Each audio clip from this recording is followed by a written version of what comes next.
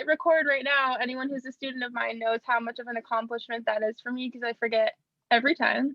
So thank you all so much for being here. Can everyone see my screen? Give me a yes in the chat here. Give me a thumbs up. Give me something here so we can make sure that we see this big pink screen that says March seminar. Yes. Okay, awesome.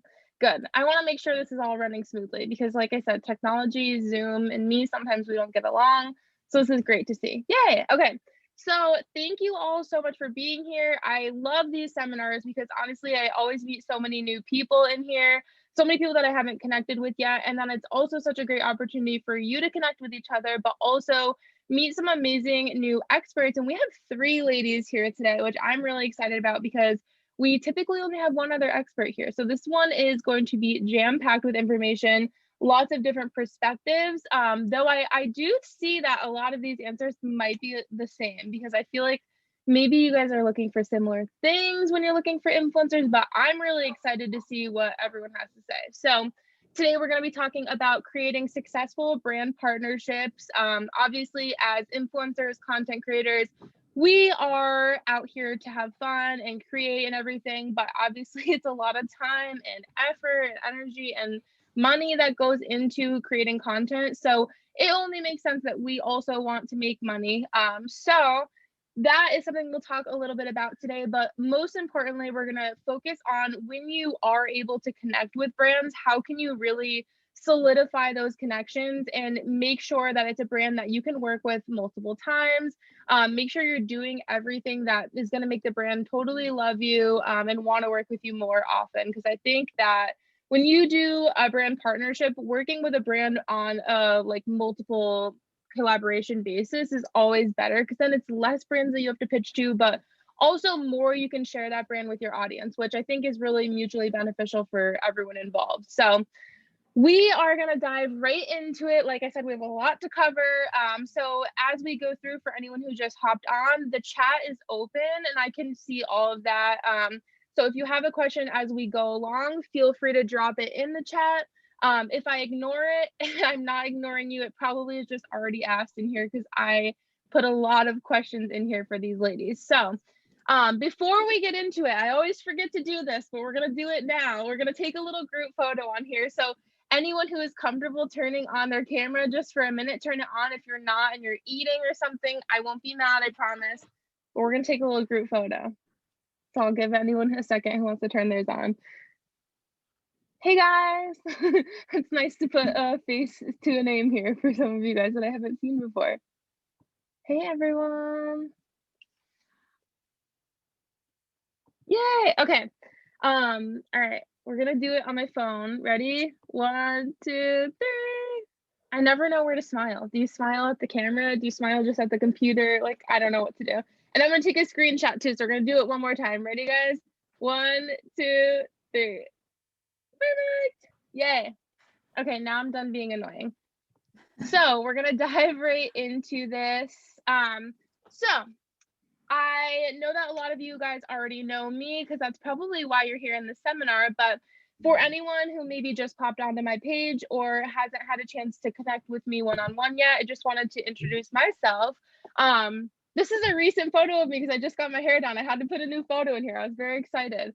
So my name is Kristen. You can find me on Instagram at KBOUSQ, KBoosk. It's just the beginning of my last name. People ask me that a lot. So I have been working in fashion and digital media for what feels like forever. And recently, I guess maybe not recently, in the past 5 years or so, I've been working in social media and the influencing world. And honestly, it's been such a rewarding career. And I've also recently started in the last year or so working with other influencers, content creators, and small businesses to help them grow, monetize, make better connections with people, and really just maximize what they're doing on social media. Because like I said, we're all spending so much time, money, energy, effort on it.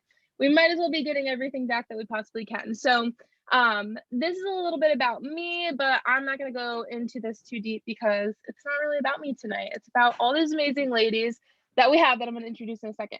So just a quick intro about Social Me. If you haven't heard of our brand before, basically we're our social media agency where we work with brands and influencers to, again, help them monetize and really learn everything that they need to learn in order to be successful on social media. So we offer things like one-on-one coaching calls where, like, if you just have some questions, maybe you're stuck at a roadblock or you're feeling really frustrated, we can hop on a call, talk through all these problems, and find out some strategies and things that we can put in place to help you get past it and, move on and be successful where you want to be. And then we also have a 4-month mentorship program, which I see a lot of my girls in here now. And hey, and basically our mentorship program is 4 months long, and we go through top to bottom, literally everything you could possibly need to know about running an Instagram account successfully and then monetizing it. So I'll talk a little bit more about this later, but before that, we are going to meet the experts. So I have just a little blurb about each of the ladies, and I'd love to have you guys introduce yourself a little bit more. So Alexis is first up. Alexis, hello. Hello, thank you, Kristen. As she said, my name is Alexis or Lexi. I'm the founder of Relovely, which is an influencer fashion reselling marketplace where the sellers are exclusively fashion influencers or bloggers, and they're regulated through an application process, and then they can resell their clothing and accessories. And then anyone can shop on the site. So that's relovely.com. Yay, thank you. All right, Emmy. Guys, I'm Emmy. I use she, her pronouns. I'm in North Carolina, and I'm the digital marketing manager at Sorbabes. So I manage our social media, our marketing, and that includes our influencer relations. And Sorbabes is a female-owned, plant-based, gluten-free sorbet brand, if you haven't been able to try us out yet. We are a small brand. We're available in the Texas area in HEBs, and we're also expanding into Whole Foods and Walmarts in the Pacific Northwest, and then also select locations around the country. So yeah, I'm really excited to be here. Thanks for having me. Yay, that's so exciting. Sorbets is literally so good. I think it was like a lemon strawberry one. Strawberry lemonade. Oh, so good. Loved it. Yay. Thank and then you. Maeve is last but not least. Awesome. Hi, everyone. I'm Maeve. I'm a senior account executive at Zeno Group, which is a global public relations firm. I specifically work on the digital practice in influencer marketing. So I work with a variety of CPG clients, helping them execute their influencer campaigns from start to finish. So I have a lot of experience with influencers of all ranges, so top tier celebrities to someone with a more micro following. Excited to be here today and talk to everyone. Yay, thank you. Thank you, ladies, so much. I really appreciate you being here. We're going to dive right into these questions. As we go along, I'd love to have the order that we just went through the bios in. If you want to answer in that order, or if you have, something to add in between, definitely feel free to shout out. And again, for anyone who is listening, definitely feel free to leave any questions, comments, anything that comes to mind in the chat, because I will be monitoring that for us as well. So my first question is, how do brands even find the influencers that they want to work with? So for me, when I've looked for certain influencers that I've done collaborations with, I would search for certain hashtags that are in line with my brand. So for example, like thrifting or slow fashion, sustainability, things like that. And then once I find like an influencer that aligns with our brand, I'll also kind of look to like the similar account recommendations or suggestions. I've looked there before. And then oftentimes, Kristen, you've introduced me to just by posting on your stories like other influencers. Yeah. So just sharing each other's accounts, and I've often found influencers that way as well. Perfect. Emmy? I have a pretty similar answer. Hashtags are definitely the primary way when I'm sitting down and trying to find influencers to work with. We're a small brand, so we are pretty choosy with who we're going to work for. It's typically people in the vegan or plant-based or gluten-free niche. A lot of times it's going to be foodies, and we're also pretty limited geographically. So there are exceptions to this, but in general, those are sort of the pools that I'm looking in to find influencers. It's usually through hashtags. So I might search, for example, hashtag vegan Austin or Seattle foodie or something like that. And then from that, also, I will look at the suggested people, similar accounts. Those are the primary methods. I will sometimes search like certain other brands, and then from there, that leads me to influencers that I see either commenting on their page or working with them already if it's a similar niche. Nice. Me? Yeah, so working at an agency, we actually have access to some really great tools that I'm able to vet influencers through. So we can either use those databases, or like both of the other ladies, a lot of the time I'll go into like hashtagging. And then if I'm working with a specific brand, something that I like to do is go look at the tagged photos and what kind of influencers are tagging that product. So I already know that they're like a pre-existing fan of the brand. So that's another way. And then lastly, I would say the influencer team at Zeno is pretty big and we all talk. So if we have an influencer that we know that we can like trust and is really good, a really good collaborator, then we'll likely tap that person as well. Okay, that's really helpful. With these platforms that you're mentioning or databases that you're mentioning in the beginning, are those databases that we can put ourselves on, or is that kind of just something that auto-populates? I believe we auto-populate you guys on our end, so we can pull like your engagement rate, your follower count, your follower demographic. I think some of them you can register yourself.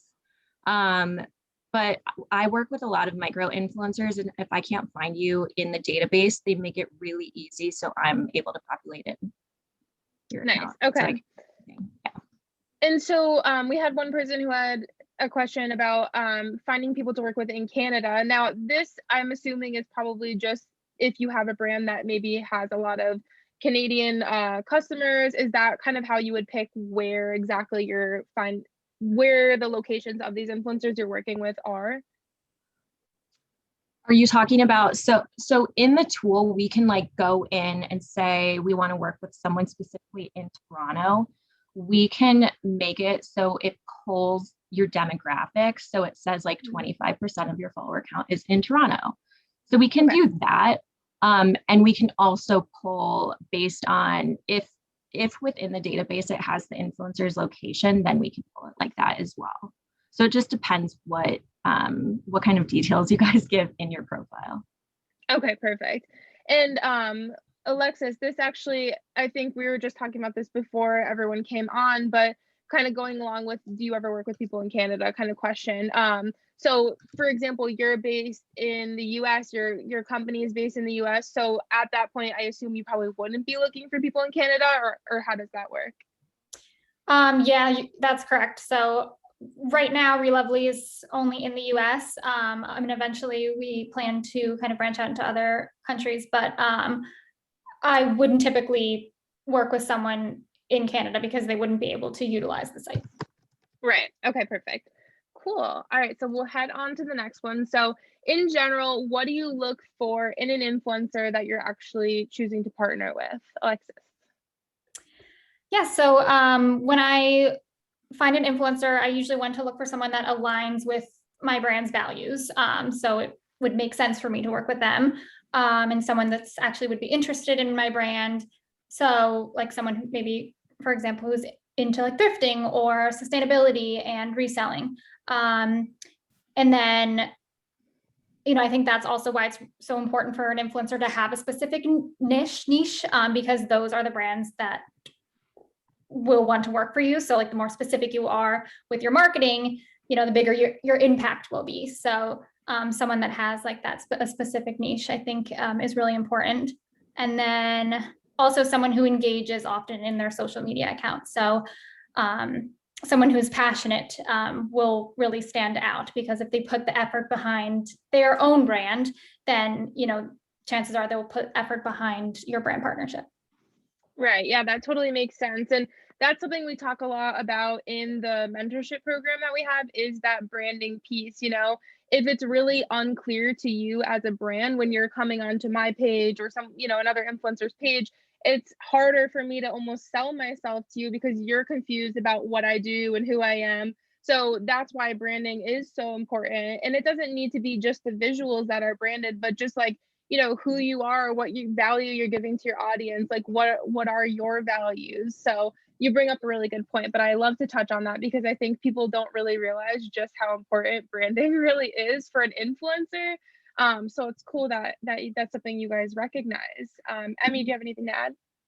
Yeah, and I would say, when I first go to someone's page, of course, I'm looking at the basics, like their follower count, but that's not the primary thing I'm looking at. I'm really sort of looking for something that's going to make that influencer stand out. We do have a small business budget and are limited in who we can work with. So that person just has to have, it's kind of hard to describe it. I guess it's just some sort of X factor, it factor, whatever you want to call it, where they just are themselves. They're unique. It's not that sort of boilerplate. I don't know how to say it there. I'm sure you guys know, like there's kind of a style where a lot of influencers will post the exact same type of shot or say a kind of very standard thing.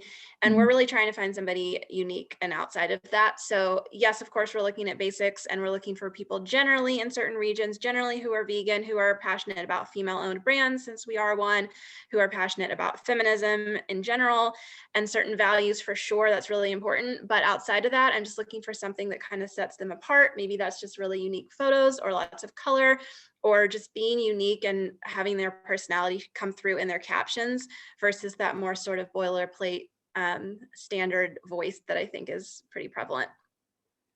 Awesome. Maeve, anything to add? Yeah, I can speak to this. So working on behalf of the brands, we really want to make sure that our partner aligns with the brand's voice and tone and really the overall aesthetic. Another thing that we look for is this influencer going to help us meet our campaign goals? So for example, if we're launching like a new beauty product and we want to generate mass awareness, we're probably going to tap an influencer who has a larger following. Or if the goal is engagement, we're more likely to tap like a micro partner who we know has that really loyal following and has followers who are likely to engage with that content. So it just really depends on what the overall goals are. And with these goals, is this something that you as a PR agency kind of work with the brand to figure out what the goal is? Yeah, so we have strategy calls beforehand and just making sure that we're all aligned on what the overall goal is. So we make sure to set that standard in the upfront before we jump into vetting our partners. Perfect. Yes, that's super helpful. All right, so this is an interesting question, and feel free to be as honest as possible because this is only going to help everyone in this room. What is basically something that you see from an influencer that you're just like, not gonna happen? Maybe like more brutally honest, but also just if there's any like small little things, little details that might be helpful for us to know. What makes you say no to working with an influencer? So in my experience, if they send a super general email that's clearly copied and pasted, and usually these are spotted from a mile away, that'll be kind of an immediate no, just because they haven't put the time in to kind of understand what brand. It's just a simple copy and paste. So even just putting one or two sentences about the brand and why you would want to work with them will make a world of difference and make your pitch stand out. That's very helpful. Yes, I completely agree with that. Emmy? I would totally echo that. We do have a specific niche, like I've mentioned a couple of times. So if someone is, for example, I don't know, running some sort of like carnivore meat heavy page and we're a vegan brand, that'd probably be a no. We're also very firmly anti-diet. So if someone's all about calorie counting and diet culture stuff, that's going to be a no for us. That's just very specific to us. But I would definitely agree with the copy paste type style. I think sometimes influencers, which I totally appreciate the hustle and everything, but will try to pitch to brands that in no way relate to their niche at all. And you can just tell when it's sort of a stretch. And so, yeah, if it's not an obvious fit and if they don't connect the dots for why this actually makes sense, then it would be a no. Very makes sense. Very true. Maeve? Yeah, so before we kick off a campaign, we make sure to align on the brand values with the brand and the client. So we really want a partner that mimics that. So I guess it really depends on the client. Like we have some who, if a partner has alcohol or swears in their feed, like that's an automatic no. And then we have other partners who are really flexible with that kind of stuff. So it just really depends on the client. That makes sense. Yeah. So as an influencer, what can I do to basically make myself as marketable as possible? And I know you guys kind of just touched on things not to do, but is there anything that maybe is something that, you know, when you see it, it's just like gets you excited? You're like, yes, I want to work with this person. How can we make ourselves as marketable as possible? I mean, I guess just being professional. I said having a media kit ready, if you're asked for one, even if it isn't like super big, just having something tangible that a brand can look at. And then like we kind of talked about having a specific like niche or brand for yourself. Yes. Okay, perfect. That makes sense. Emmy? Yeah, I always really appreciate it when I can tell that influencer has done some homework and actually read some of our posts, because we do have some specific copy and storytelling pillars that make us a little bit different. And so if somebody in an email mentions, oh, you know, I really resonated with this post that you shared about XYZ, and they actually read it and they make it clear that they didn't just look at our page and that they put some legwork into it, that's really going to make someone stand out. And of course, then, yeah, media kit, being professional. Obviously, again, not the copy paste approach. Yes. I think we can all agree on that. Yes. Maeve? Yeah, so I would say the big thing is like being easy to work with and being respectful. We are constantly at the agency side, like working with, I mean, I can be working with up to 60 partners at a time. So the more seamless you make the process and the easier it is to work with you, the more I want to come back to you and give you more offers for like a different client. So definitely respect is number one. And then also just like being true to yourself and knowing your audience. I really respect the partners that I've gone to before. And I'm like, hey, are you willing to like promote this soap for example? And if they turn me down because they're like, I really just don't think this is going to resonate with my following, that's something like I really respect and take note of.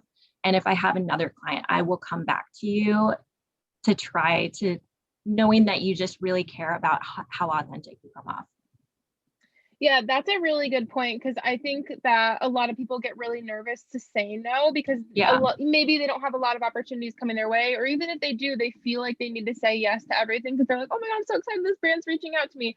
But like if it's something that is not going to make sense for you and you promote it still as an influencer, people are going to see right through it. And, you know, like that's when you start to lose your audience's trust, which then, you know, you start losing engagement, you start losing followers, and it kind of like snowballs into a lot of things we were talking about before.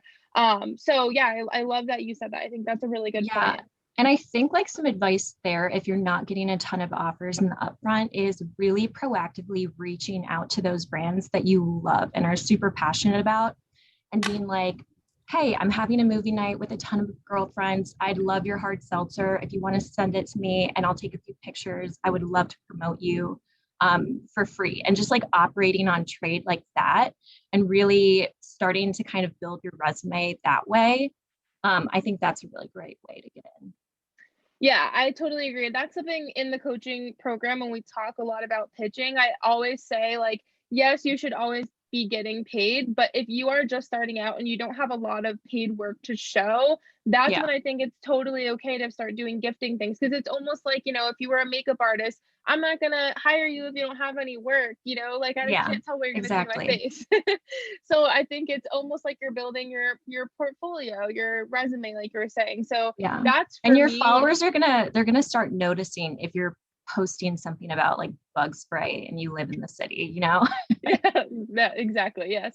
People can see right through that stuff. And I know sometimes influencers are like, oh, well, if I post it this way or I do it this way, like maybe it will be more acceptable. Like if you have any second thoughts about it, I say just say no to it. Just turn it down. Yes. Another partnership or opportunity will come your way. But you know, sometimes when you just go for everything, maybe not the best option. Aaron asked about follow-up emails. Aaron, we're actually going to get into that, so stay tuned. All right, so what character qualities or skills make someone you would want to work with more than once? I know Maeve, you kind of touched on this a little bit. Alexis, do you have anything to add here? I just have kind of being genuine and passionate about what you're talking about. So it's kind of like bouncing off of what Maeve talked about, rather than just kind of showing or going through the motions about what you're, supposed to be saying. I've seen so many like monotone unboxing videos that are just like, this is what I got, I'm excited about it, move on to the next thing. If when you are truly genuine and excited about what you're talking about, then it definitely shows. Absolutely. Yeah, I totally agree. And I also think when an influencer goes to the effort of sort of just staying engaged, I've worked with so many really awesome influencers with Soar Babes that just really became almost part of our family over the last year. And maybe we haven't worked together a second time in a whole year because we weren't taking any new partnerships for a while there. But a lot of these people have stayed in touch, have, continued to support our posts and cheer us on. And like they've stayed on my radar. And yeah, we feel almost like family at this point. So that would be an obvious person that I would come back to again when we have new products to promote, like right now. And yeah, of course, just basic enthusiasm and being professional. And when I can tell that you were genuinely excited and it wasn't just another kind of monotone unbox and on to the next. Yeah, that's a really good point too. I know some people I talk about in the pitch process when maybe you send a pitch out and you don't get a response and you send a second pitch out, you don't get the response. Sometimes obviously there are situations where maybe people just aren't interested and they don't have time to respond or whatever. But I think sometimes too, it's like maybe it's just not the right timing. Like you were saying, sometimes you just don't have a budget, or sometimes you're waiting until these new products to come out and then you use your budget there. So sometimes it really is just timing. So I think in that situation, it's so important to stay on that brand's radar. Like you said, engaging on their social media or sending them an email. Hey, I saw you guys have this new product. I'm so pumped. Like if you ever want to send some over, I'd love to share it on my stories, whatever. And then down the road, maybe they'll want to do a full post where they have the budget for it or anything like that. But that's a really good point. Maeve, is there anything else you wanted to add there?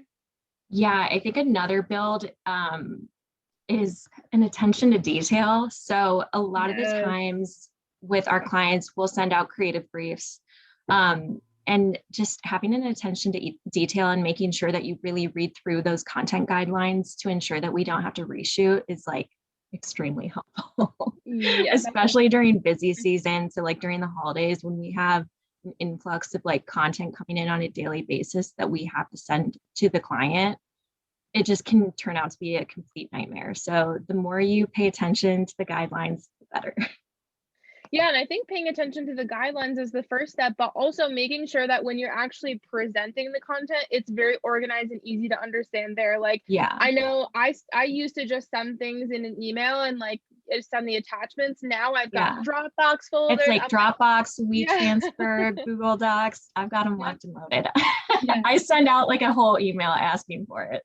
And that's, it's great that you do ask for it because I'm sure it makes your life a lot easier. But it makes 100 times easier.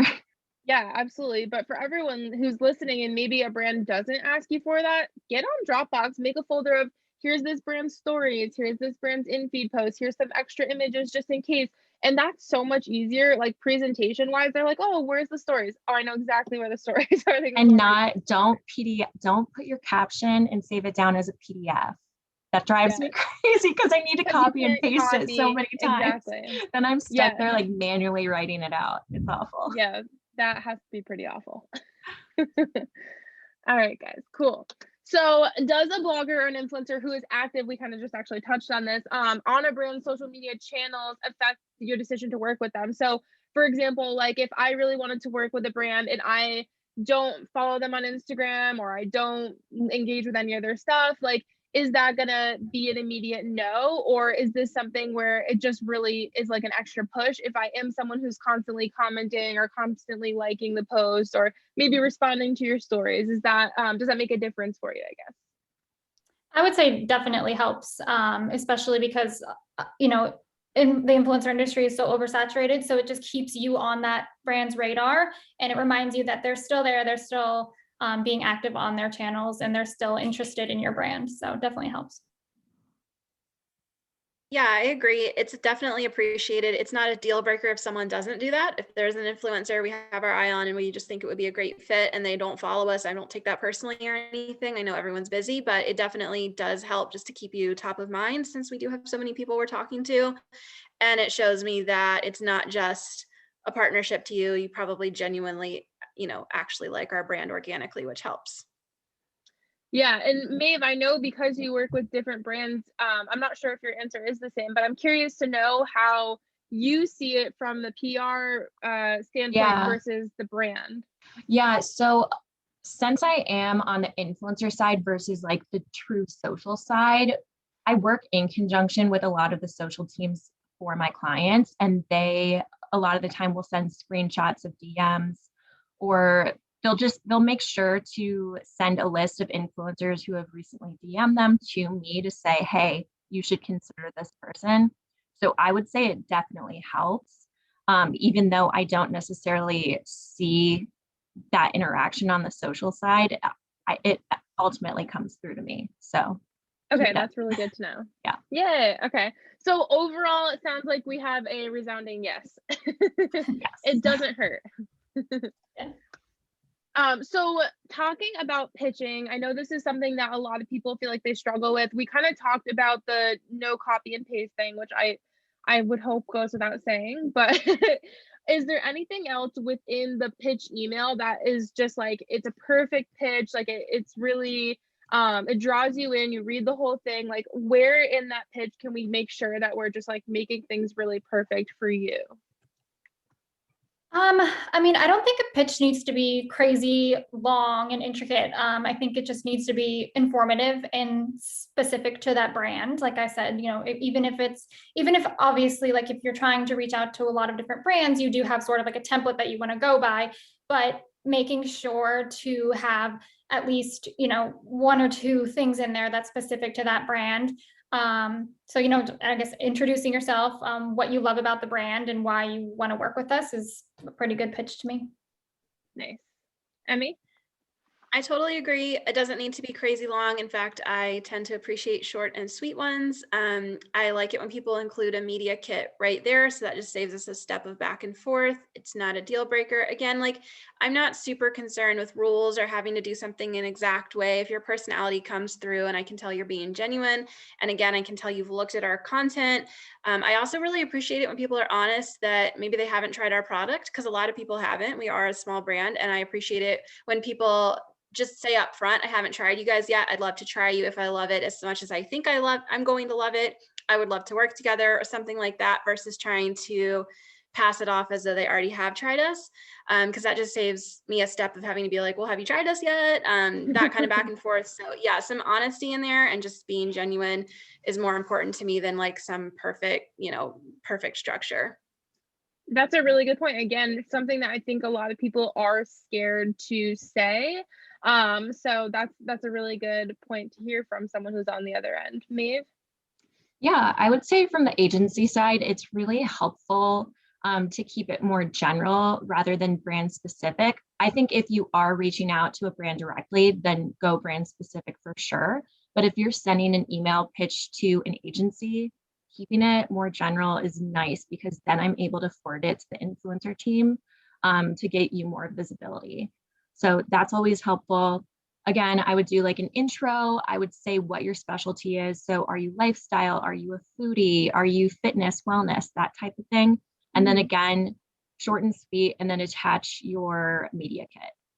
And then sorry. Oh no, go for it. I was going to ask about media kits, because I've always learned not to necessarily include the media kit on the first run, because sometimes a lot of bigger companies, they might get it blocked with their inbox. So if the initial pitch email does not have the media kit, but maybe has bullet points of like, here's the information you might need to know, is that helpful as well? That's helpful, but I will say, like, because I work at a large agency, I get so many pitch emails that I'm not going to necessarily respond right away. Right. So it's just really helpful for me in the upfront if you have your media kit. Even something that, like, I know most media kits don't have your rates in the upfront, but sometimes if you just send me your rate sheet, that's really helpful too. Okay. So it definitely is totally different ballgame if you're agency side versus brand side. I will say that. Yeah, that makes sense.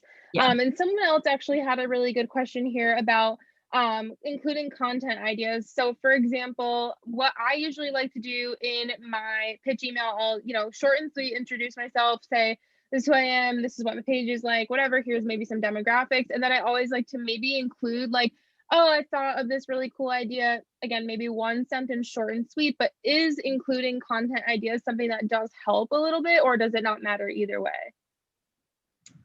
I would say it definitely helps because it shows that you are paying attention and you've done your research and you have an idea. So yeah, I think that's great. Cool. I like it too, and especially in cases, I know I can think of cases where I've ended up working with an influencer I might not have said yes to in the past, just because it wasn't obvious from first glance why they would have been a good fit, but then they presented some sort of really creative content idea, and I was like, okay, I do see how this would work and how this could be a good match. So yeah, it's definitely helpful, I think. Okay. And Maeve, I don't know from, again, the agency side, maybe that's not sort Yeah. of applicable. I mean, if you know a specific client that I'm working Right. with and you want to do it, that's totally fine. It couldn't hurt. Okay, perfect. Yeah, okay, so that was really helpful. I think people struggle with pitching. It can be hard because, you know, most of us are not on the brand side, so we don't always know. So are there any things that we as influencers should leave out of a pitch email? I didn't really have any specifics. I mean, like we kind of said, for me, having the media kit readily available would be really helpful just because it kind of cuts out having the back and forth. But Yep. Yeah, I guess it just depends. Yeah, I don't really have anything that's like, oh my gosh, definitely don't include that. Other than just maybe some extra paragraphs you might not need. If you can keep it short and sweet, that's definitely appreciated. That's a good point. I was going to say the same thing. Keep it to like one paragraph, maybe. Yeah, that's really helpful. I think, again, from the influencer side, like we don't know how many emails that everyone's getting a day. Like, so I think it's really helpful to hear that short and sweet is definitely where it's at. I know from when I did management for a lot of the brands that I was doing social management for, I mean, some of the emails I would get were super, super long, but some were also so short that they didn't really include any information. So I think it has to be like a happy medium. And one thing I'll also add here is making sure that, I know this sounds really stupid, and I, again, would hope it goes without saying, but make sure your grammar is like on point, because so many influencers that don't use punctuation and like no capitalization, and for someone like me, I'm a very like grammar Nazi kind of person. Like I hate seeing that, and that makes me think like, oh my gosh, what is their caption gonna look like? Are they gonna be able to follow all of these content? You know, like things that we need to check off. So I think that is a really good point as well. Maybe you can answer this question. Eliza asked, how do we go about finding agencies? I was just about to type it up, but I would really recommend like going on LinkedIn and typing in like influencer marketing and finding people who are in those roles. So Yeah. For example, on my LinkedIn, I make sure to say Zeno Group influencer marketing. And just, I would gut check and go on Google and make sure that that is an actual influencer agency or PR agency that Cool. specializes in influencer. And then either message them directly through there and ask for their email, or, I mean, internet stock, honestly. Best way to do it. That's pretty much a lifestyle for influencers, I think. Yeah. Maybe get the premium on LinkedIn. I don't know. Yeah, worth it. Definitely worth it. Or sometimes what I'll do is like, and this actually kind of answers our next question, but if anyone has anything to add, if you're looking for like the right contact at a brand, sometimes what I'll do is maybe type in the brand's name and then type in like press release or things like that to find maybe a press release. A lot of the time they'll have the email, or a PR person, or if it's maybe like an influencer campaign, it might have the influencer person there. So, but any other advice on how to find the contacts to the brands that we're maybe looking for? You can find me on Instagram pretty easily and DM me there. So okay, that's actually a good question. So like if someone were to go on LinkedIn and find any of you ladies on there, but maybe didn't have a premium or whatever and couldn't send you a message there, would it be weird, or would you hate it if someone sent you a DM and was like, hey, I'm really interested in working with you, what's the best email to send you an email at? I would say the best way for me, like I have a ton of people who find my account and I make sure to say, influencer marketing at Zeno Group, because a lot of the times I have to end up in DMing influencers because I can't find their contact information. So I don't think it's necessarily weird. I think the best first step though is to like maybe follow me on Instagram. So then I can click on your profile and see that you are an influencer. And then I can make a mental note. And it's weird. On Instagram, I have like a ton of like saved folders of potential influencers that I know will work for some of my brands. So yeah, I would say like definitely follow the people that you can find. Yeah, I think I think that goes, you know, for any brand influencer management kind of person, like anyone that you want to work with, like following them is probably the first step. Yeah. Anyone else have anything to add there? I was just going to chime in. I mean, for us as a brand, you can just literally tap the email button in our profile. That will go straight to me, but always you can DM us anytime. And that's primarily what I get as influencers saying, hey, I'd love to talk about working together. What's a good email? And then I give them that. So either way is totally fine. Yeah, and definitely something to add in there. I would say make sure when you are sending a brand a DM like that, you're not sending your entire pitch in a DM, because that is very almost annoying, I would say, because a lot of the times, you know, most people are maybe getting that to their phone and then they're not going on their computer and seeing it in their email. Like it's on two different devices. So I think from when I've been on the other side, that was always frustrating for me. So that's definitely something I would note too. Eliza asked, what does a press release actually look like? So if you go online and Google like, you know, any brand press release, you can probably find like whenever they release new products or new technology or anything, new initiatives, usually you can just find it through Googling, honestly. It's like a branded pitch. So if you're releasing a new product, the PR team will draft that up to send out to media to hopefully get picked up. So if I want to be like, if I'm releasing like a makeup brand or something and I'm pitching out and I want People Magazine to pick it up, then I send it their way. So it's just formatted like a PR pitch. Or sorry, I can't even talk right now. It's formatted like your standard pitch, like an influencer. Makes sense. Perfect. Okay. So with pitching for campaigns, do you prefer, and I did kind of touch on this, but if anyone else has anything to add, do you prefer a more specific thought out pitch, or something that is more general? I know short and sweet is kind of the overall tone, but anything else that you guys want to add in there? Yeah, I mean, I just think just what we talked about, like definitely more specific over general, but keep it short and sweet, but make sure to talk about the brand that you're wanting to work with. Makes sense. Yep. What she said. Cool. That.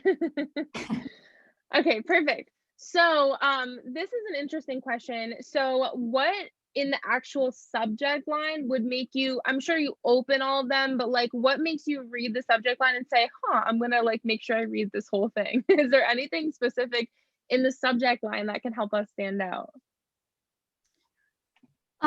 This might be a better question for like me because you have so many influencers maybe reaching out to you, but for me, I'm such a small like new brand. So just the words, I mean, straight into the point, like collaboration, if they're interested in doing that, that's going to make me want to open it because I know what that's about. So being very specific, I guess, for me. Cool. Emmy? Yeah, I mean, I do get a lot every day. So anything straightforward, tell me what you're going to tell me. Don't beat around the bush. Very simple. It's just, if, you know, you could just do your username times Sorbabes or the name of the brand or interested in working together. Just my only little pet peeve, and this doesn't happen much, but I've noticed in general, sometimes people will put sort of like coy clickbaity subject lines where it's like, oh my gosh, ... or something. And that just is a little bit annoying to me personally. Just tell me, like, let's not beat around the bush. Just tell me exactly what your email is about. Yeah, I don't love that. Maeve, anything to add there? If you say hi, Maeve, in the subject line, I'll probably click it. So just saying hi. I mean, I try to read all of my emails and go through them. So there's not like one thing that's going to make you necessarily stand out, but probably including my name in the subject line is going to make me flag it. That's good to know, though. That really is good to know. Yeah, and I didn't want to sound too mean there. I will read every email, so that was just like a personal little pet peeve. But I read every email no matter what. Sometimes you just browse lightly. Yeah, exactly. You're like, oh my God, ... Well, okay, fine. I have to see what's in here, but I'm already pissed off. So Or you click it and you're like, I will come back to this later. yeah, exactly. So with media kits, is there anything specific with the way like visuals, the way it's formatted, the actual information in it, anything that for a media kit is great for you? For me, I mean, of course, your media kit has to represent your brand, so make it visually appealing that is in line with like your Instagram. But I'll look for kind of right out the bat, I'll look for like your engagement rates, and then maybe like other brands you worked with, and then your rates for like posts versus stories. Just to kind of, I'll probably go towards that to see if it is in line with the budget. Perfect. Emmy? Yeah, all the basics. So any metrics you can share from, so one thing I find myself outside of the basics asking for a lot is if you can share examples of past campaigns and your metrics from those. So sometimes those won't be included. I like it when it is, because I'm probably going to ask for that. Definitely your audience demographic breakdown, where people reside. And yeah, other than that, just obviously includes some good photography examples, because I'm seeing in there the type of content I could expect if you work with us. But I think those are generally pretty basics. Yeah, the only thing outside of the basics I would say is those examples of past metrics are really helpful. Perfect. Me? Yeah, I would say metrics for sure. So the big ones for us are engagement rate. So include your average engagement rate and then your average story reach rate.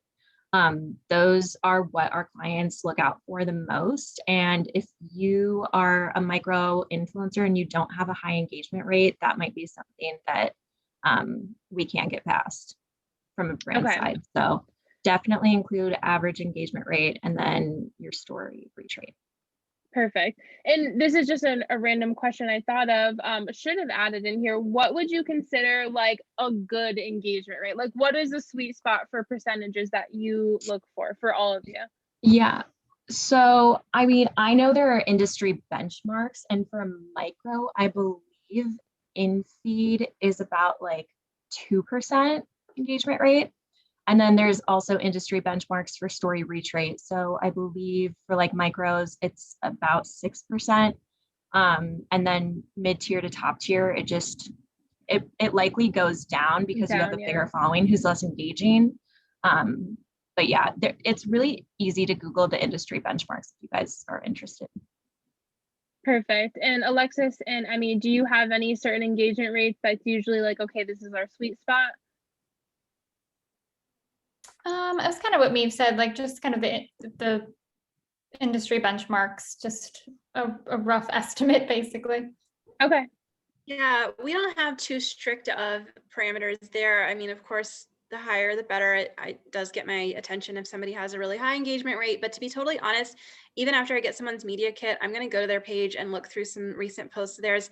And I take the time to like actually comb through who's commenting. And I actually meant to bring this up earlier, but I've noticed a lot of influencers have a really high engagement rate, but then when you look at who's commenting, it's like an engagement loop type of deal where it's like the same handful of people every single time.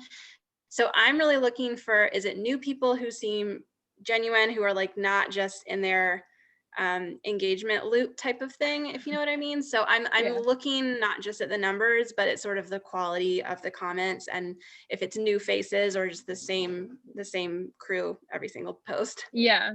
A good point. I mean, and one good thing to add there is typically you get back what you put out there. So keep that in mind when you are spending that time engaging with people, instead of, oh my gosh, so cute, like leave genuine comments, because ideally they're probably going to leave pretty quality comments back if they are commenting back. So I mean, for me at least, like if people leave kind of shitty comments on mine, I'm still going to be nice and comment back, but sometimes I will leave a lame comment because I'm like, well, you didn't take that much time for me, so it's hard for me to put that much effort back. So, I mean, maybe that's just me, but I think it's important to always leave really high quality comments, but especially on those people that do take the time out for you as well. And Aaron asked, so including rates in the media kit, like I will say for me, I have 2 media kits. So I have one that's just my media kit and one that has a separate page attached to it with my rates. Is there like, do you always want to see rates, or is that something you're okay just seeing the media kit and then you'll talk about rates after, or what makes more sense for you? I think either way, it's nothing's going to be like a make or break. It's just one less email to kind of reply back to. So Right. I would say I'd like to see it all in one, but again, It's not a deal breaker. yeah, it's not a deal breaker. Emmy? I feel the same. Yeah, I feel the exact same, because ultimately, if it looks like a fit, that's my next question, is if I can see your rate. So if you want Right. to save some time and put it in there, I understand, but I also respect that a lot of people like to negotiate that depending on the brand. So it's fine either way. Cool. Yeah, I was going to say the same thing, because you can potentially close yourself off from negotiating a larger deal if you do send me your rates from the get-go. But Yeah. I think if you're just starting off and you need to get your email out the door, it's really helpful from an agency perspective just to have that on hand. Perfect. Okay, that does make sense. Eliza said, what exactly do you mean by story reach rate? So basically how many story views you're getting. So if you're, getting 6% of your audience actually seeing your story, that would be your like story engagement rate. It's your engagement rate, but just on stories. Yeah, it's how many people are viewing your stories divided by your followers. Perfect. All right. So this is always an interesting question, because I feel like a lot of people are like, oh my gosh, I have to have 10K to do partnerships, which obviously is not true. But how much does follower count actually even matter? So I don't think I guess it depends on the goal of your campaign. So kind of what we touched on before, like if your goal is to get as much reach as possible, then maybe you would want someone with a higher follower count. But I think the majority of companies now are looking towards like micro influencers because of their higher engagement. So it probably doesn't matter as much as you would think. Yeah. Yeah, some of our most fruitful, awesome partnerships have been with micro influencers with a pretty small following count. So that's not everything to me. Of course, it matters if you've got like brand new account and you have 100 followers or something. But if you have a decent amount at all, it's not going to make or break it for us. Perfect. And Maeve? Yeah, I would say, like both of the ladies said, it doesn't necessarily matter depending on the campaign goal, but I will say it's quality versus quantity. So we want to make sure that you actually have an authentic following. So you guys, best advice, do not Don't buy buy your followers. please, because Seriously. we have tools where we can see 25% of your followers are based in Brazil. We know you bought them. Yeah, exactly. Perfect. Okay, so that's super helpful. And then, so I think we kind of did touch on this, so we actually don't really need to fully answer this, but like, I mean, I know you were saying kind of including old metrics from different partnerships is really helpful. I'm going to assume that it's not a deal breaker for you guys if they're not on there. But is it a general consensus that it is helpful to kind of see that? Yeah. Definitely helpful. Cool. Yeah, I mean, again, you're doing those partnerships a lot of times to use it as portfolio work. So it only makes sense that you would put them in your media kit so people who you want to work with and get paid from can see it. So for a micro influencer, what can kind of set us apart from in a pitch? Maybe we don't have a ton of followers. Is this somewhere that we should just be making sure we talk about our engagement rate? Yeah, definitely. I think that's having a higher engagement is usually the reason why you would want to work with a micro influencer. And they usually will have like a more specific niche. So yeah, and they're typically maybe more eager to work with brands. They don't have so many brands coming after them. So right. Okay, that makes sense. Emmy? Everything Alexis said, and honestly, I sound like a broken record, but it's going to be all the same qualities that set anybody apart for me. If they're unique, if I can tell they know our brand, if they have a personality I can attach to, it's not just a template, all the same things I've already mentioned. It's the extra high engagement rate is nice, but I'm going to look for all the same qualities. Perfect. Cool. So yeah, I feel like we kind of talked about this a little bit. So about follow-ups, how long would you say if I send a pitch today, when, if I don't hear back from you, would you expect a second follow-up or the first follow-up? I said about a week or so. Obviously, like brands are busy, so even though they're not getting back to you right away, doesn't mean they're not thinking about you. So I think following up is definitely important because brands are so busy. So just kind of Right. reminding them like this is what like hello, I'm still here. So I don't know, benchmark a week, but Okay. yeah. That's usually what I recommend. How about you guys? I'm gonna say a little longer, and that's only because my inbox is so full all the time that sometimes, and I don't know, time just is weird these days, and a week feels like nothing. So sometimes a whole week will go by, and it's not that I've ignored you, it's that I every time somebody emails me personally, I put everybody in a folder to get back to them. So I am gonna get back to every single person eventually. So yeah, I mean, I know it's professional, of course, to follow up, but if I've gotten like 3 follow-ups and I look back and you only reached out for the first time a week ago, I'm gonna be like, calm down. Like I will Too get like, much. so I would say less is more personally, just because it's just adding to my already crazy inbox, and I will get back to you, I promise. Right. I would say And the maybe, same yeah. thing, like wait a week. If I do not respond to you, it's not because I'm ignoring you. It's likely because I don't have a campaign that's a good fit for you at that time. So I would recommend, I mean, feel free to reach out to me like on a quarterly basis.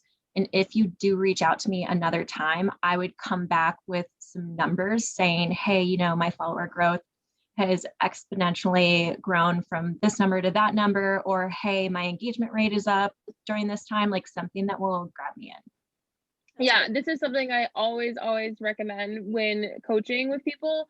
Numbers can't lie, so I Yeah. always say include as much numbers in there as possible. It's super helpful for you as a brand, but also like it's solid proof that something is going well. I mean, don't include Exactly. them if they're terrible, but if you Yeah. have good Maybe stats. if you guys don't have great numbers, my recommendation is to be a really great content creator. Yes. Because then brands want to tap you to repurpose your content and they will pay you for that. Yes, exactly. One quick thing, if I can add to that really quickly, is if you are sending a follow-up and like Maeve said, it's a different quarter, which is great.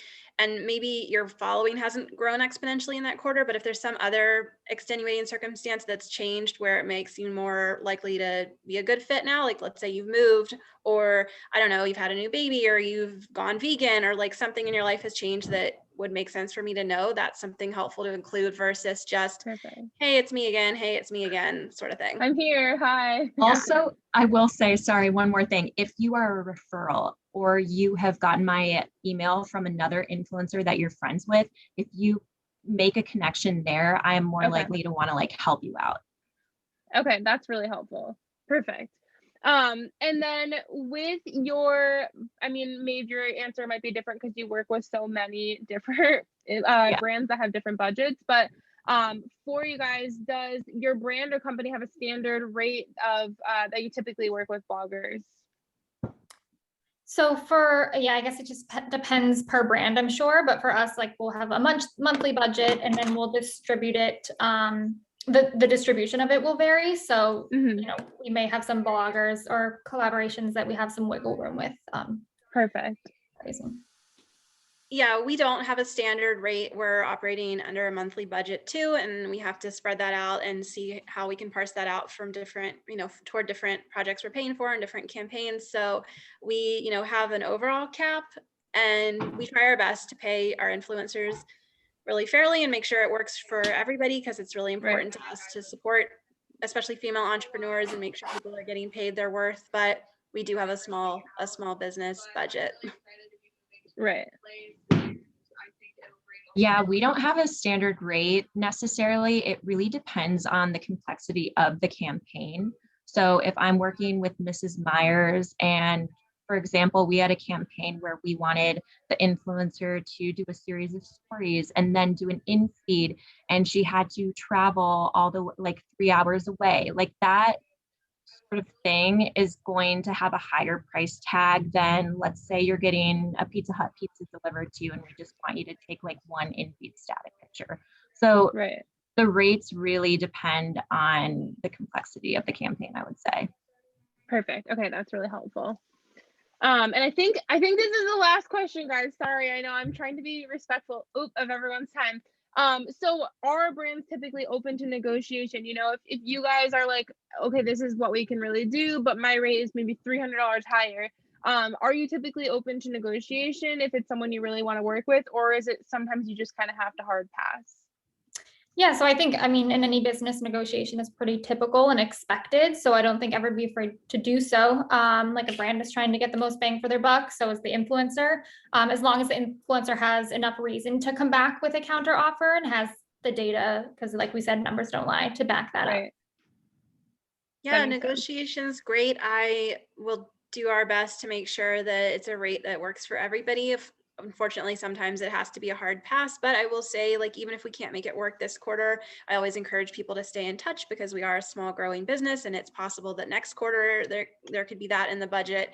But I'll tell people up front if I just can't do it, but definitely encourage people to stay in touch, or maybe we, find a way to make it work. For example, where it's less content, where you're just doing stories for us, and that Right. rate we can make work. Okay, that's really helpful. And Maeve? Same answer. I'm always up to negotiate. And if I can't, I make sure to be really transparent with the partner and say, we don't have unnecessarily, we don't have a large budget. So we'll give you what we can, but if Right. not, we're going to have to pass for now. So Yeah, it's fair enough. Just like, it's a negotiation. It might not be what we want, but we'll settle for it. And it might not be what you guys want, but if it's worth it for you, you'll settle for it. So, it's the same for both of us on both sides, really. So I know we went over so much. I'm sure we covered most of your questions. We went through all the questions that everyone left in the chat, but is there anything kind of left over that you had for these ladies? We'll take a question or two. Again, I just want to be respectful of everyone's time. But is there anything else that you guys have questions? You can pop them in the chat, or if you want to just turn your mic on and your camera and give us the question there, that will work too. Yeah, I have a quick question. Can you guys hear me? Yes. Hi, everyone. So my name's Melissa, and I'm in the travel niche. So my question is, there are so many influencers that I see working with brands from different industries. So I'll see them do a partnership with a beauty brand, then a car brand, then a food brand the next day. So my question is, how do you market yourself, but also try to get those paid partnerships while still remaining authentic and true to yourself? Good question. I would say going into you probably want to position yourself as more of like a lifestyle partner if you want to attract all those different types of brands. Mm-hmm. I think it also comes from the brand side too, so some brands are not as strict with who you're also working with. So I think there's some flexibility there, but Mm-hmm.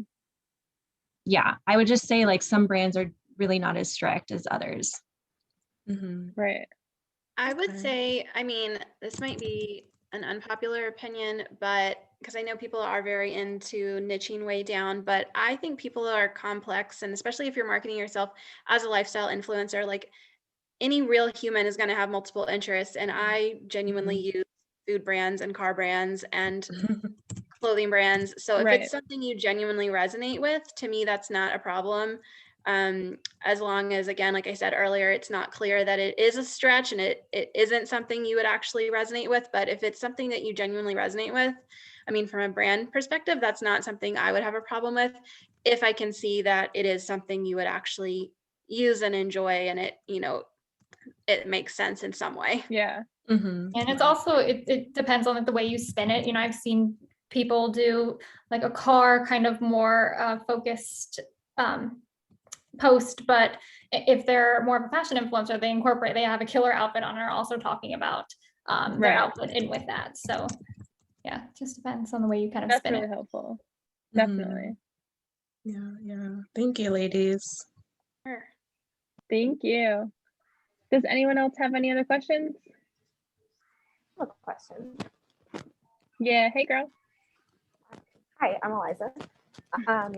I was wondering, so when I send out an email to brands, is it typical to just say like, hi, I'd like to collaborate with you? Or are you more specific in saying like, I'd like you to send me your product in exchange for a post? Like, I feel like that can come off as kind of salesy or sort of like, give me your stuff.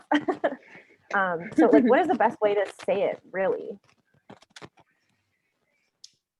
So for like Be Lovely, for example, we do have products, but it's a marketplace. So I guess understanding like what they sell, like I guess I wouldn't think that would be bad. It doesn't really pertain to like my business, I guess. But maybe just being specific and giving an example, like we talked about, of something that you would bring to the table, or that's something that you would post about you think would be really helpful for the brand or something. But maybe the other girls have a better example. Yeah, I mean, as a product-based brand, if the language of just like, hey, send me some free ice cream and I'll make a post about you, like feels uncomfortable or salesy, I'm trying to think like specific language choice, but basically most people just say something like, I saw your brand, here's a little bit about me, here's why this brand resonates. I would love to speak about working together, or I would love to speak about collaborating. I'd love to share your product. It seems like something my audience would really resonate with. So yeah, you can spruce it up a little. At the end of the day, it is sales, and it's all good. Like we totally understand. We're all aware it's sales. Yeah. Like we all know it. Yeah. I'd say own it and be confident, but yeah, if that makes you a little more comfortable to say, I'd love to speak about collaborating or working together on a sponsored post or story or creating a reel for you, maybe that will feel a little bit better. Or even Emmy, like you talked about before, how some people are upfront about not having tried your product before. So being upfront about that, saying, I'd love to try your product. And if I like it, that kind of opens the door of maybe they'll send you something. Yes. Right. Yeah. Thanks for saying that. Yeah, definitely. That's all. Honesty is always best. But if you haven't tried it, don't pretend you have and just say, I'd love to try it. It seems like something my audience would really resonate with, and I'd love to work together down the road if I love it as much as I think I will. Yeah, and I think one other way too, from my experience being on the other side of it, is kind of putting yourself in the brand's shoes and talking more about how you can help the brand rather than like, hey, I want your ice cream, so can you send it to me? Like instead saying, I'd really love to share this with my audience or whatever it is. So, you're putting yourself in their shoes and making it something that's attractive to them too, rather than just being like, yeah, I want free ice cream, so like, can you send me some? I think that's definitely something to think about too. Yeah. So last question, we can kind of talk about this really quick. So do you find that an influencer who works with a ton of brands is negative? So like if more than half their feed, even if they're authentic to them type of partnerships, is that something that's a turnoff for any of you? That's something that we definitely pay attention to. And we also try to make sure that we work with people who have like an even spread. So if you're going to post a sponsored piece of content, maybe wait a few days, because we know that your followers are going to have brand fatigue and ad fatigue. So the more content that they see that's sponsored, the less likely they're probably to engage with it. And we do see in the industry that your engagement rate tends to be much lower with a sponsored post versus a non-sponsored post. So definitely something that we take note of. It's good that you notice that from a brand side too, because I think a lot of influencers get really worried. They're like, oh, why don't my sponsored posts do better? The brand's gonna hate me. Oh yeah, like, we have like sponsored post industry benchmarks and then like standard industry benchmarks. So we know that like helpful. Even if it's not the best post, we know it's still good. So good. That's very helpful. That makes everyone in this room feel better, I would say. I hope so. Awesome. All right. Well, thank you all so much. One thing I will add in here is I always do an exclusive discount on coaching services at the end of these calls for the next 24 hours. So everyone will get an email after just with more information, but we do $25 off just for the next 24 hours. So I'll pop that in there again. I will send you guys an email after, but in the meantime, I want to say thank you so much. I know this was a long seminar, and I really appreciate everyone staying and listening to the whole thing. I think it was so informative, even for me who does this stuff all day long. And thank you, ladies, so much for taking the time to be here on your Wednesday night. You probably have more things to do, like we'll watch Netflix or things like that, but I appreciate you being here and helping all of us out. It really is so helpful to have insight from the other side, because sometimes it can feel like you're going into things blind. So I really appreciate it. So thank you to everyone. I always get so happy after these calls because it's just so awesome to see this great community. I definitely would recommend that everyone goes to follow these ladies, follow their brands, follow the brands that they work with, and connect with other people in this room. Like I said, we're all probably coming from different places. There's probably a lot of people in this room that you've never met before. So feel free to go through the chat and check out some people's handles, and then definitely make sure to give everyone of our speakers a follow too. So thank you all so much, and I hope you all have a great rest of your night. Thank you, Kristen. Thanks. Thank you, Thank guys. you. Thanks so much. Thank you.